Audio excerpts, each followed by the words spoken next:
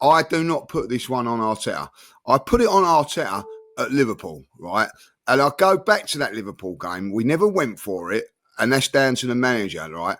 When you look at Liverpool again, as you say, against Burnley, but yesterday, for me, I'm giving Arteta a massive pass on this one. I don't think tactics-wise, you can look at him yesterday. I'm looking at the 11 players, and exactly what you said there is right. He just walks in the dressing room, to me, he goes, you know how to set up, lads. Go and win the title today, like, you know what I mean? And not one of those players stepped up to the plate. And I want to see now, I'm not blaming Arteta for this, but come next week against Man United, I want to see him as ruthless as he is on these youngsters as he is on some of our senior players. Because the performances of some of them yesterday was not acceptable. I'm looking at it and thinking, I didn't necessarily agree with what Lee said on the last game, because I kind of put that on the players, the Liverpool one. The one yesterday, despite the fact that we did miss chances, I did feel in this one, I'm more in agreement with what Lee said in previous shows, that the manager could be a little bit more braver. Do you need Declan Rice and Zubimendi when you're playing such a low block defensive team, right? I thought he should have got, even if you're going to change, get Eze on at half time. I just felt like we need to be a bit more attacking because we've got to find a way to break down these low blocks. If I'm going to blame Arteta, there's two things I'm going to blame Arteta for. Completely got it wrong against Chelsea by playing the strongest team in the cup competition. In 2 days later, going to Forest, said Madueke should have played against Chelsea, right? At the end of the day, Saka should never have played against Chelsea, and a couple of other players shouldn't have. Like, you know what I mean? He should have played Martinelli against Chelsea as well. And I think that at the end of the day, when you come to these games here against a team like that, you've got to have fresh players. That's one thing that I blame for, fresh players. And I think that at the end of the day, Eze was fresh. Yeah, so that's where I'm saying that maybe Eze should have played against Chelsea. You know, if you can't trust players in a League Cup semi-final, you know what I mean? Like, when can you trust? Why did he play him against? Why did he play Eze against Forest? From the start. That's what I'm getting onto. So if he's not going to do that, then he has to trust these players. He trusted Madueke yesterday, right? And this is where I'm going to stick up for it. He trusted Madueke yesterday, and he let him down. He trusted Martinelli yesterday, and he let him down. But that was the only two changes that he made. He just changes the two flank players, like, you know. Gyökeres looked shot. The midfield looked shot. So at the end of the day, I think at half time, I'm thinking, like, yeah, okay. It weren't too bad, but and then, you know, I think maybe if you're going to make one like, that was my criticism. If you're going to make one change, you should have made three, because at the end of the day, making one change, you're basically saying, Martinelli, you're at fault for that miss. But what about it? There was other players that weren't performing, and I think that's where I go in. And also, I will say this again, like for like, as we said, I think it's a little bit different. And this is where I'm giving him the pass. When you're at home, I want to see inventing this. I want to see us change things up now. Away from home, it's a little bit tougher, like, you know what I mean? I know you've got to be a little bit don't leave the back door open, like, you know.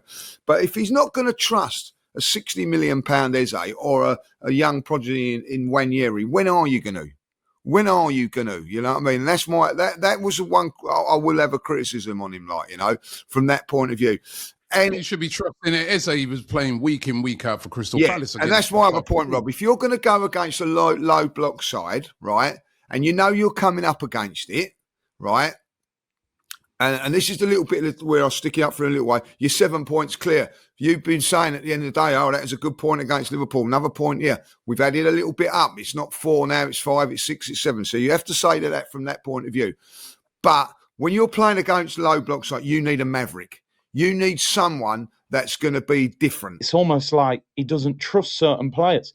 Now, people will say, oh, Eze's come in yesterday for 12 minutes and he hasn't done much. But you can tell that the manager doesn't trust Eze at the moment. And when you sign a player for 65 million and you see the fanfare, how excited we are, and gets his Tottenham hat-trick and the Palace winner and everything's great.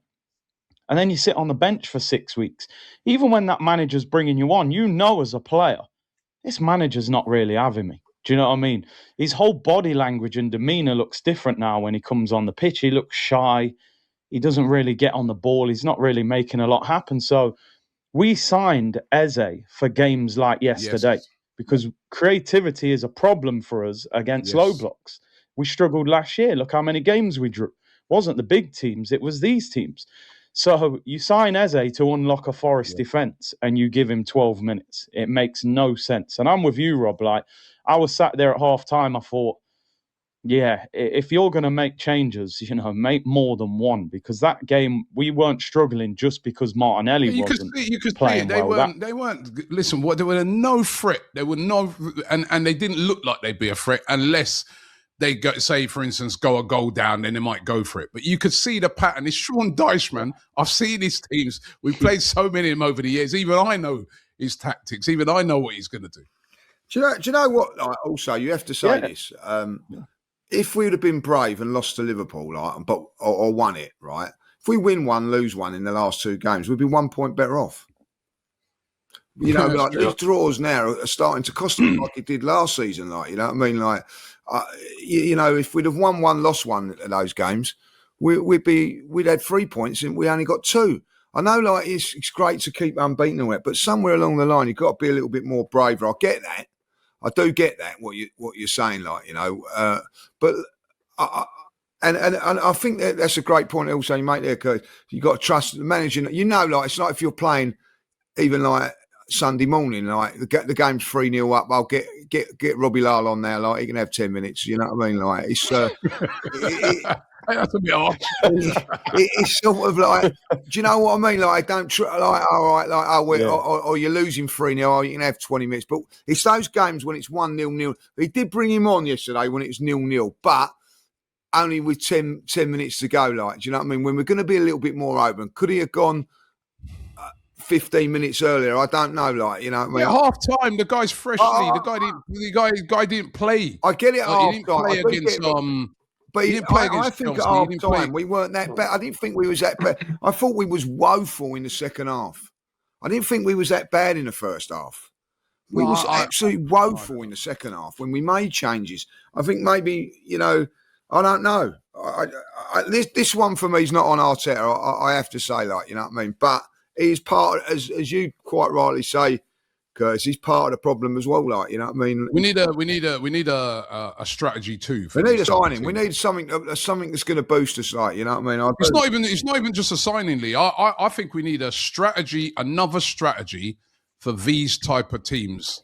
Dare I say it?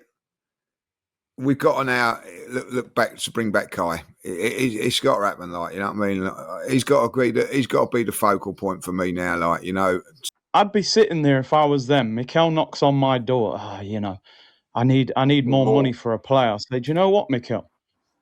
You've signed one of the most prolific strikers in Europe for 65 million. He's struggling to hit a barn door, right? You've signed one of the most creative midfielders in the Premier League. You lot was up in arms when you signed him. Ian Wright looking like Morgan Freeman in Eze. And you're bringing him on for sympathy minutes, 12 minutes, right?